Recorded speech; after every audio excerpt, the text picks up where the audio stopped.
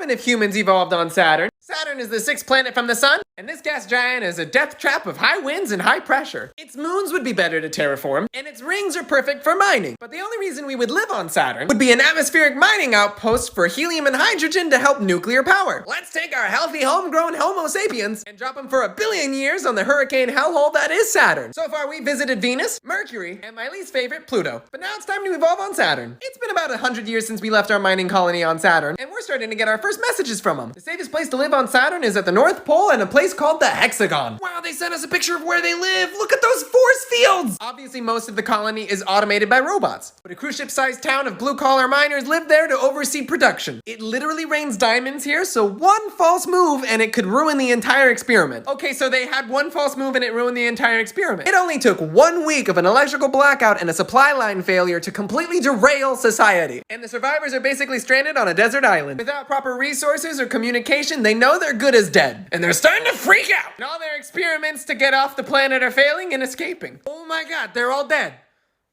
Wait, I'm starting to get messages. They sent these articles to me before they died. Whoa, DNA as a storage system. Oh my god, they're geniuses. They're storing their consciousness in DNA as a backup for when rescuers come to save them. What DNA are they using to store their consciousness? Looking at earthworms can help put human brains in computers, but there's no computers. Oh god. Worms can survive spaceship crashes? That's interesting. Studying worm DNA can help regrow human limbs? I'm not down for this. Worms can transfer brains and memories? I don't like this at all. It's been tens of million years of no rescue party has come to save them, so I'm gonna do it myself. God, they are not kidding when they say Saturn is windy. All I have to do is find one of the worms with all their consciousnesses imprinted in it and I'll save them. Wait, what's that in the distance?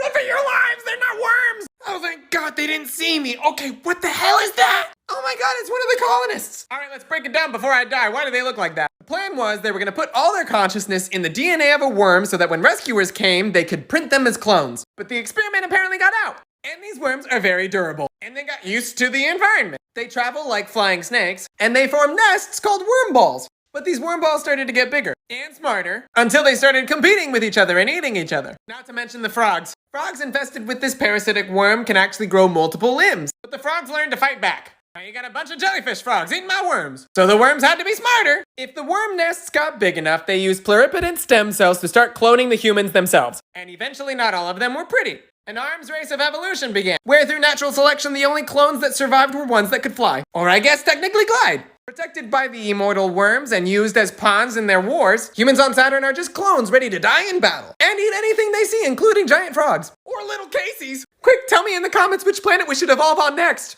Ah!